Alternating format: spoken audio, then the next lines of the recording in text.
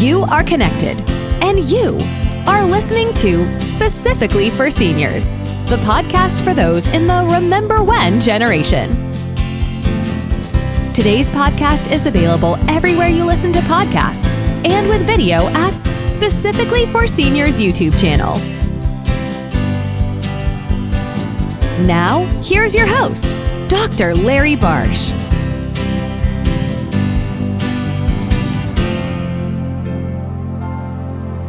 This is the third episode in Specifically for Seniors podcasts in conjunction with Hebrew Senior Life and Orchard Cove's series on cognitive fitness. In the first episode, we spoke with Dr. Alvaro Pascual-Leone on brain health and cognitive fitness.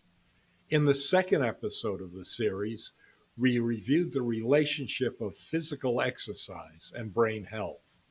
Today, Specifically for Seniors welcomes Jodi Bornstein, wave Jodi so we know who you are, and Melissa Day, Melissa wave too, for a discussion on challenging your brain and learning new things. Jodi is an occupational therapist with Hebrew Senior Life's Therapy House Calls program. Jodi is published in the American Journal of Occupational Therapy and for the last 6 years has been a guest faculty member at the Massachusetts General Hospital's Institute of Health Professions. Melissa Day has been a speech-language pathologist for more than 30 years, working in home care for the last 20 years. Both Jodi and Melissa have an interest in brain health and have been working with a dynamic interdisciplinary team at Orchard Cove, a senior living facility near Boston, on optimizing the pillars of brain health in the daily lives and culture of senior living. Welcome to Specifically for Seniors, Jodi and Melissa. Thank you so much for having us. Let's start by reviewing the concept of cognitive reserve. We've talked about that previously on other podcasts, but let's refresh our listeners' memories on what cognitive reserve is. So cognitive reserve is basically the ability to build up your brain power so that if something were to happen, some pathology presents or a problem in the brain, a disease process, an injury, that you create a new roadmap kind of in the brain to take over and compensate so that you can still function as optimally as possible. And by building up your cognitive reserve is what we're going to talk about today. There are so many different strategies to take, but it's a lifelong process that doesn't end at a certain age. It can continue throughout the lifespan. And I think that's important too, like that we're talking about today and having that discussion about how important it is to work on building that cognitive reserve. And that's our whole focus. You know, what we've been focusing on is how do we do that? How can we do that? You know, so that if, God forbid, there is a problem in the future, the brain knows how to get around it per se with that cognitive reserve. So it's your brain power buildup. It looks like we need a baseline to tell us where we're starting on our cognitive fitness. Are there ways of doing that? It's a great question, Larry. I think it's so important that you self-monitor. You know, we are our own best view of our brains in terms of our knowledge of what we're getting right, what we're getting wrong, what we're maybe struggling with, maybe a hunch that something seems off. But instead of waiting for those moments, I think it's really a good idea to tap into resources that we already have in our communities and that our primary care physicians are really well equipped to be, you know, at your annual visit, have a checkup of your brain health with your primary care doctor. Or if you want to do a little bit more, maybe have a referral to an occupational therapist or a speech therapist to come to the home. Our program through Hebrew Senior Life, we go to the homes and we assess people right there in their living environment. We use some objective measures that I'll talk about. We also use a very functionally based approach, which I think is very helpful, very personalized approach. so that we can assess and see, maybe things are off a little bit, or maybe things are way off, or you're doing just fine. And some of the, objective measures that we use when we go in to visit with people, I use something called the short blessed test. It's this very quick screening tool for cognition. And I also use a very widely used tool called the MOCA. It's the Montreal Assessment of Cognition. I am from Montreal, so I really do love that test in particular. It's a great tool and it's very commonly used. So it's understood across the healthcare professionals what that a score on the MOCA would be. But besides those objective measures, I know that folks use the AARP has a number of tools on their website to measure cognition and sort of do a self-test at home. It also has an ability to track your activities across what we call lifestyle interventions. And it provides a lot of games and intervention approaches that I think a lot of people use. It's very accessible. I think you can use it if you're a non-member, and if you are a member of AARP, there are a number of other tools that can be unlocked for you.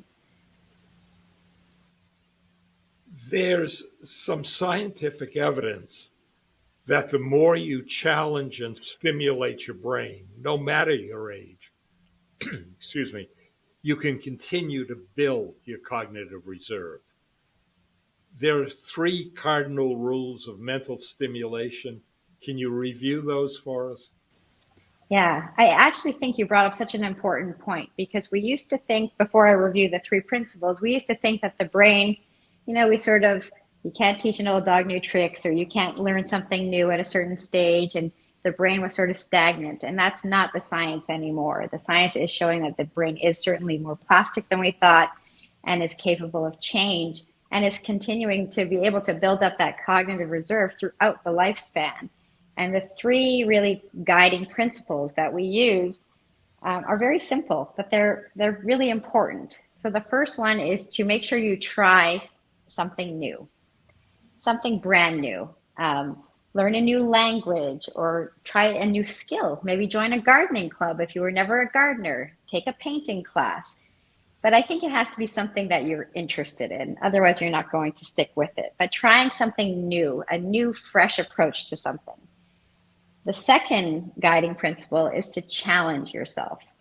So you might want to continue to progress in an activity that you're already very good at doing, but you want to up your game a little bit. Give yourself a bit more of a challenge. So, you're great at doing a certain crossword puzzle. I like the New York Times Mini, but maybe do the weekend ones that are a little bit more complex, or try a different type of word puzzle. And then the third guiding principle is, I think the most important, is that you need a variety of brain workouts. So just like when you go to the gym, we have arm day, we have leg day, you do cardio. I think in brain building exercises, you need to have a wide variety so that you're really challenging your brain from so many different aspects. And I think, like, looking at the brain and recognizing just how complex we're talking about, billions of neurons, so having the variety, you're challenging your brain across different modalities. And that is so, so important to build those connections between the neurons and the brain, getting up into the billions and trillions of networking that these neurons do to build that strength across the board. So shake up your brain and put that variety and spice it up so that brain is challenged on so many different levels. Jodi brought up a minute ago doing crossword puzzles. There are a bunch of low-tech ways to challenge your brain without turning on a computer. Exactly. Can you tell us about some of those? Oh, sure.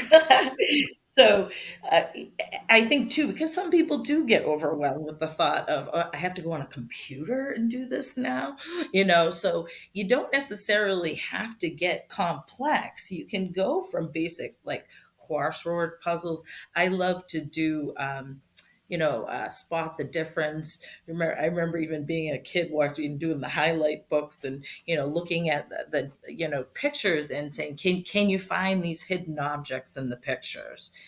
Can you find the subtle differences in these pictures? To challenge that ability to focus and concentrate.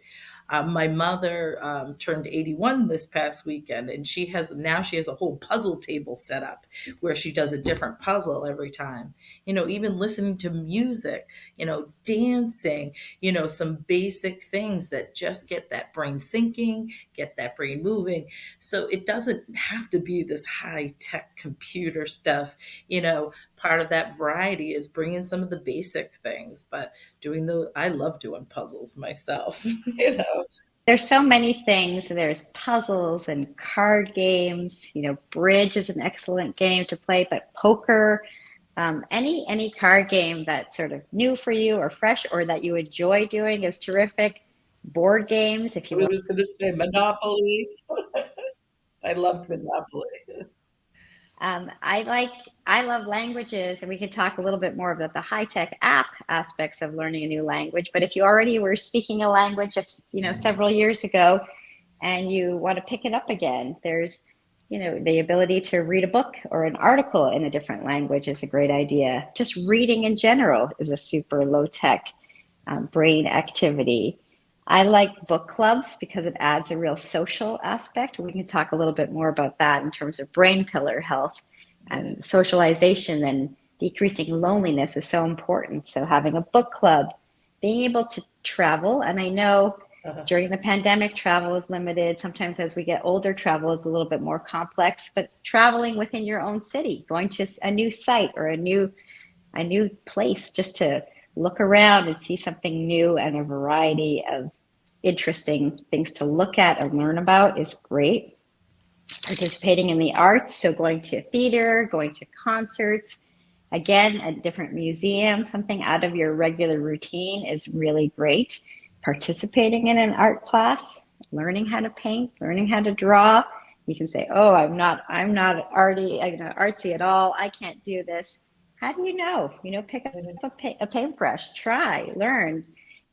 Cooking classes. You know, That's following directions. You have to follow a recipe, all the things that you think you're doing some basic things, but you don't realize how many steps are involved in that for your brain. So even doing a low tech thing that we think isn't much, there's so many steps in even a basic task like opening the door, hearing the doorbell and getting up and opening the door. It seems like such a basic task, but when you think about all the things that the brain has to kind of incorporate visually, and hearing the doorbell and the physical aspect of it, so even the most basic task challenges your brain, on a level that we don't even recognize. So staying active and just doing even the basic things challenges that brain. Nope. I like music, Uh, listening to music, playing music while you're at home and getting ready in the morning, or just kind of relaxing can affect your mood, your energy level. Learning how to play a new instrument or picking up an instrument that you haven't touched in 40 years. I have somebody at a site in Brookline I'm working with who's starting to play the clarinet again, and she hasn't touched hers in 50 years.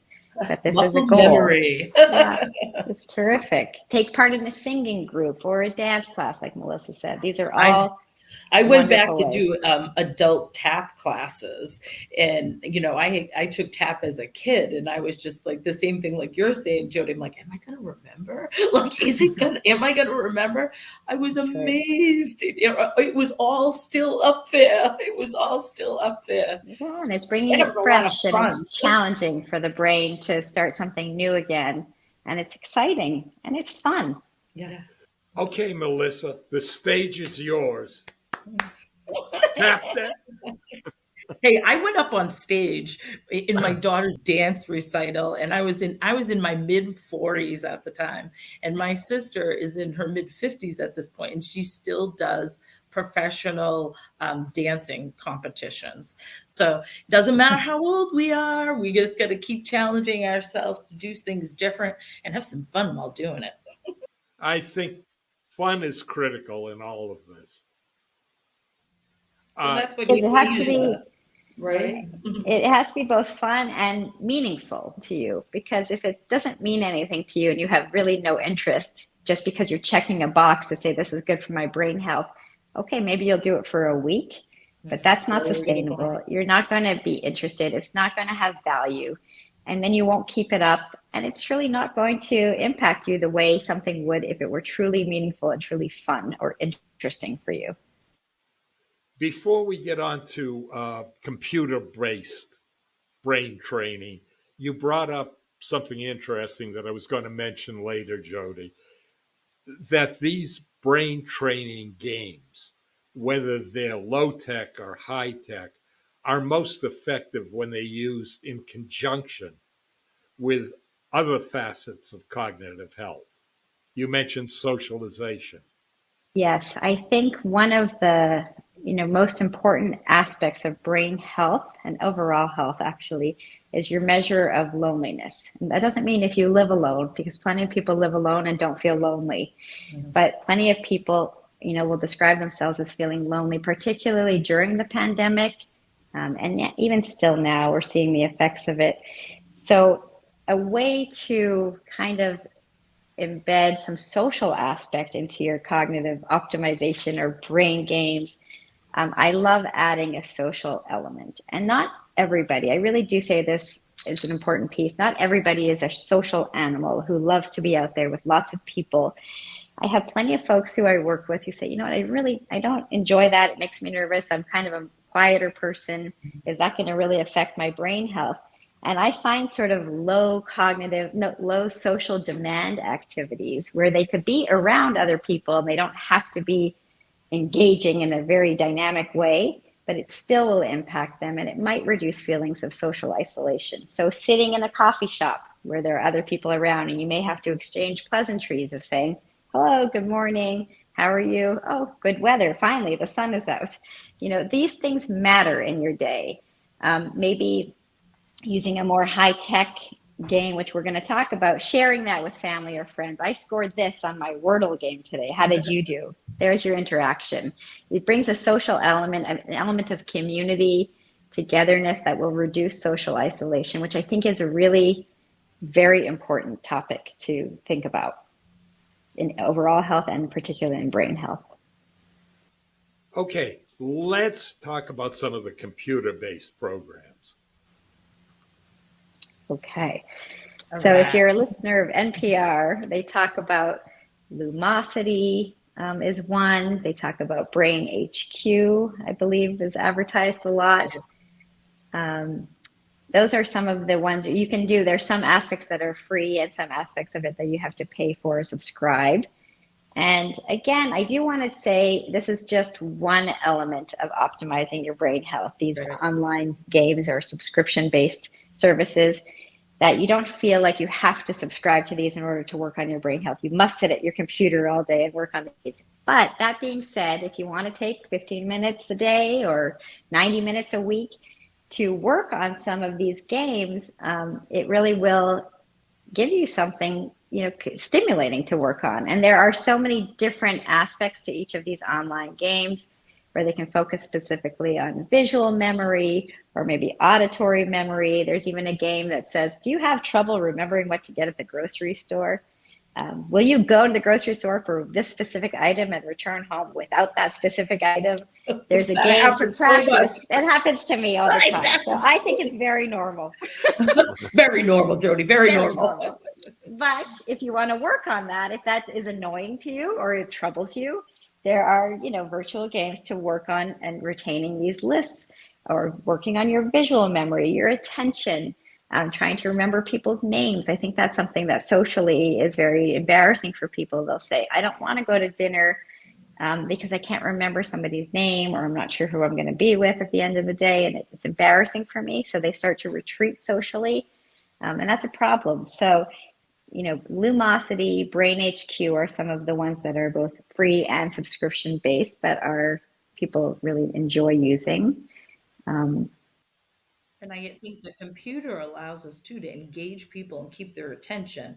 I'm going to age myself again and say, yes, I did this before computers took over. So I have the experience of kind of when we used to do a lot of pencil and paper tasks, and it was harder to keep people's attention and keep people's focus on that.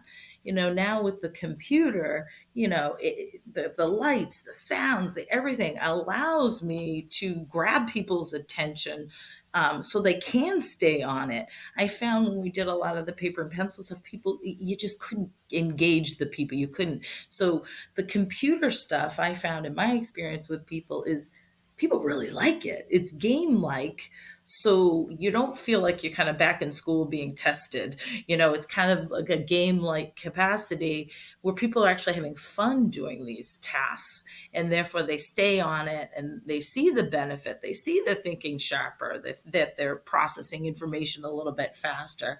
So I feel like the computer really allows us to engage you. Find that thing on the computer. Like Judy said, even I always say to people, even the fact that you're trying it hits one of those boxes of changing it up, right? So don't worry about the scores or anything when you're doing these tasks. Or I always say to my patients, did it make you stop and think? Did you use your brain today? So that's the goal, is in, and like Jodi keeps focusing on, is varying it up, so these tasks, every day they're giving you a different task to do on a lot of these things. So it's hitting that variety and hitting, work on attention one day, work on your memory the next day, work on processing another day, and, hitting in all areas of that variety while engaging them and keeping them on that, with the colors and the sounds and the everything, so that people do stay at it and do work at it. There are so many mainstream apps that friends and family also use. So it doesn't look like you're carving out the specific, I am now 84, so I must focus on my, no, I mean, I'm in my 40s and I do these games all the time and I compete. I'm a very competitive person. My Don't brother mess and with I will Jodi. text each other our You're world going scores down. and our mini New York Times scores every morning. And I think it's important. It adds a social aspect. But I will highlight, it gives us an opportunity to find very interesting things online as well. I'm working with a gentleman who unfortunately has, I would call, mild to moderate cognitive impairment now. And it's not recommended that he drive anymore, but he used to be a pilot. And so I found the game Flight Simulator, which is really, to be honest, my 12-year-old son is obsessed with airplanes and he has had Flight Simulator. And I have taken off and landed in very interesting places. And this gentleman is building like a cockpit in his home. And it is the right challenge for him. And it's so interesting and so engaging. So there are so many opportunities with some of the higher tech to engage in something very meaningful and maybe a pastime that you used to be able to do in person, and you can't do that anymore for safety reasons, like flying an airplane. So there are so many opportunities, but some of the low, easy ones like Wordle, the crossword times, there are, it's called Matches 2. It's the ability to, it's like a matching game. We talked about languages a little bit before. I love language apps to help you learn a new language or help you work on a language that you've already maybe learned many, many years ago and have forgotten. So I use things like Duolingo and Babbel. I have a woman I'm working with now who also has mild to moderate cognitive impairment, and she is learning how to speak Yiddish. That was a lifelong goal for her. She does it in bite sizes, 5 minutes a day. And it's enough. It's challenging. It's fun. There's always a giggle at the end. And she says, I really don't know if I'm going to learn this, but then she does. Yes. So, And Jodi, I checked with my mother's been learning. I told you French, and my mother's 81, and I checked with her. It is the Duolingo that she's using, and I chuckled when she said that. And my mother is 81 and learning a foreign language, and actually has learned a foreign language. Is actually pretty fluent at this point, and she's got her cue cards and her note cards. And I was actually able to pass those note cards to somebody else here in this building. I said my mother's done with her French cue cards, so I've passed them along to one of the residents here after our last talk, Jodi, that showed some interest. So we passed along the cue cards. learning a new language also, Larry, brings about the opportunity for some social engagement if you're interested. So maybe you can find friends who are also learning the same language or who used to speak this language and maybe have, let's say a French group once a week. Or at dinner, I have a couple who I'm working with also in Brookline, Massachusetts, who now will have once a week. The wife has some cognitive impairment. Once a week, they will have dinner and speak only in Spanish with each other, just for that added element. I think it's a super way, even watching, if you want to do something more passive, watching Netflix. But you know what? Put your subtitles on, maybe watch Netflix in a different language, the TV show in a different language with English subtitles, or watch in English with your whatever language you're learning with those subtitles, so you're stimulating your brain. It's just a fun and interesting way to do things. And for all the listeners who are rushing to write all this down and the links for all of these games, I will put them in the show notes down below so they'll be easily accessible. Perfect. Now, on a personal basis, there is one computer-based program that you didn't mention. Podcast. And there you go. Larry, after we spoke, I added it to my talk that I give about brain health. And now usually I start off, I thought it was obvious to this audience, but yes, I love podcasts. I listen to them when I'm running, when I'm walking my dog, when I'm cooking. It is a phenomenal, phenomenal brain health activity, especially this podcast. Thanks for the plug. Actually, this podcast was started in the midst of the pandemic when we weren't allowed to socialize and where there were very few people to talk to around you. So I went out looking for people to talk to and did it on a podcast. We're hoping to go live when I get a little bit more courage about live podcasts with all the technical problems that other podcasts, wink, wink, nudge, nudge, have. One of my favorite podcasts that I would recommend to anybody is Wait, Wait, Don't Tell Me on NPR. It's a hoot. I love that one too. It's great. There are so many interesting podcasts available. I did want to mention also master classes that people can take online as well. That's something of topic of interest. If you're interested in cooking or photography or art, you can pick somebody pretty famous usually, and subscribe to their master class and take it from your living room or your kitchen, and you're comfortable there, but you're learning something new and it's engaging and challenging and fun. And it's a wonderful way to learn subjects that you just couldn't have the opportunity to learn about. Right. But it has to be a variety. It has to be meaningful to you. Again, having an accountability partner, say, hey, did you do this today? Did you do this? Yeah. And just making sure that you really are engaging as much as possible, but it's not fake because it won't work. It has to be something that comes from within. And my personal favorite is learning something new that you have no idea how to do, like doing a podcast at age Good for you. at age 87. So the challenge of learning something you know nothing about and finding your way through the technical problems that come up when you're trying to do a podcast. Oh, I can imagine. It's a learning process. Anything we miss?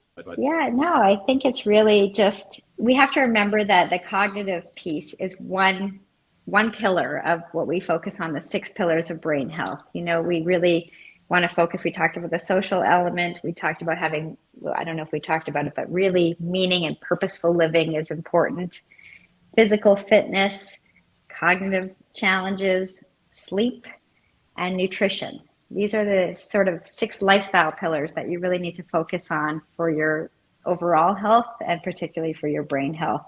And quality of life. your overall quality of life. I always say the brain runs the whole shebang, so if we keep this strong, we do everything better. Everything's easier to do when your brain is acting as a well-oiled machine. So, but it is important to remember, right, Melissa? Like, even if something is wrong with you, your brain plasticity doesn't stop. So you have to find, or your family members or your providers need to find just the right challenge for you, so that you can keep building that cognitive reserve, even in the face of some impairment. So even if you do, let's say, have that dreaded diagnosis of dementia, that's not time to wash your hands and say, well, that's it. No way. That I don't buy it. You need to keep working on this and finding the right people to support you in your journey, so that you can find just the right cognitive challenge and feel successful and actually engage. And you can do that at a multiple levels. It doesn't have to be a very high level task. It can be a lower level if that's where your brain is at right now. And I think that's the different thinking that you had said before too, is, I used to have a lot of people that said, I'm retired now. I don't want to have to do that stuff. I just want to relax. And it's actually just the opposite, right?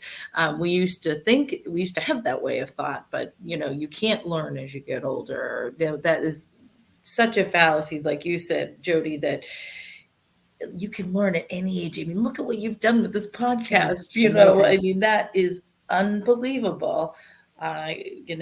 Challenge that brain, keep going at all ages. And maybe we should get rid of the word retire. Exactly. And find the retrain for the stage of life that some of us I think it should be a retraining. You're doing some retraining, and you're new training, new beginnings. New beginnings of challenging your brain in different ways than maybe you did before, but keep learning. Melissa, Jodi, this has been a joy. Thank you for being on Specifically for Seniors. Thank you for having us, and keep up this great podcast. Thanks again for the plug. Thank you. Okay. If you found this podcast interesting, fun, or helpful, tell your friends and family, and click on the follow or subscribe button. We'll let you know when new episodes are available. You've been listening to Specifically for Seniors. We'll talk more next time. Stay connected.